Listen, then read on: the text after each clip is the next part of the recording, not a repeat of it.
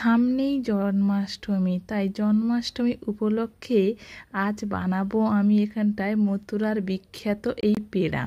এই পেড়াটা বানানোর জন্য প্রথমেই আমি 1 কাপ এখানটায় নিয়েছি মিল্ক পাউডার। সেটাকে একটু হালকা নাড়াচাড়া করে ড্রাই রোস্ট করে নেব। যখনই কালারটা চেঞ্জ হতে শুরু করবে তখনই আমি দিয়ে দেব ঘি। ঘি দিয়ে আরও কিছুক্ষণ নাড়াচাড়া করে ভালো করে ড্রাই রোস্ট করে নেব। যখনই পুরো কালারটা চেঞ্জ হয়ে আসবে মিল্ক পাউডারের, তখনই আমি এখানটায় অল্প অল্প করে দুধ মেশাতে থাকবো যতক্ষণ না এটা একটা মণ্ড তৈরি হচ্ছে। এখানে আমি উপর থেকে একটু দিয়ে দিয়েছি এলাচের গুঁড়ো, তাহলে ফ্লেভারটা খুব ভালো আসবে এর জন্য।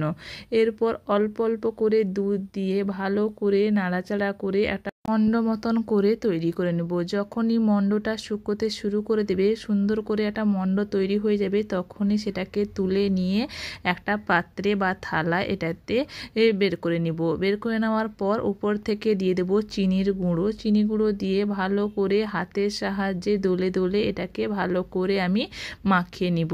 এটাকে ভালো করে হাতের সাহায্যে মাখিয়ে নিতে হবে যাতে চিনিটা সুন্দরভাবে আমার মাখানোটা হয়ে যায়।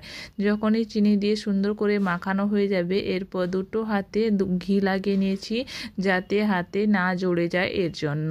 এরপর ছোট ছোট করে গোল গোল করে পেড়া আকারে তৈরি করে নিয়ে হাতের সাহায্যে এইভাবে একটু এই আঙুল দিয়ে চাপ দিলেই আমাদের তৈরি হয়ে যাবে মথুরার বিখ্যাত পেড়া।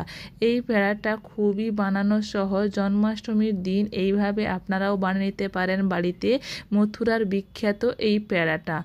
এরপর উপর থেকে আমি চিনির ডাস বা চিনি গুঁড়ো দিয়ে এইভাবে কোটিং করে নিব, তাহলেই দেখতেও সুন্দর লাগবে আর এটা সুন্দর করে কোটিংটাও হয়ে যাবে।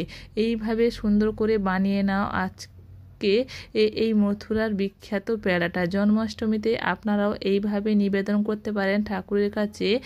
এই পেড়াটা খুবই সহজে আপনারা বাড়িতে সুন্দরভাবে এই মথুরার বিখ্যাত পেড়াটা তৈরি করে নিতে পারেন।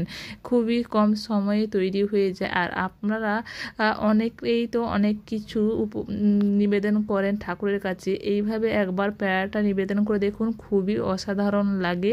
এই পেড়াটা খুবই সুন্দরভাবে আর খুবই চটজলদি তৈরি হয়ে যায় মথুরার বিখ্যাত পেড়াটা। দেখতে কত সুন্দর হয়েছে আর এটা খুবই অপূর্ব হয় এই পেড়াটা।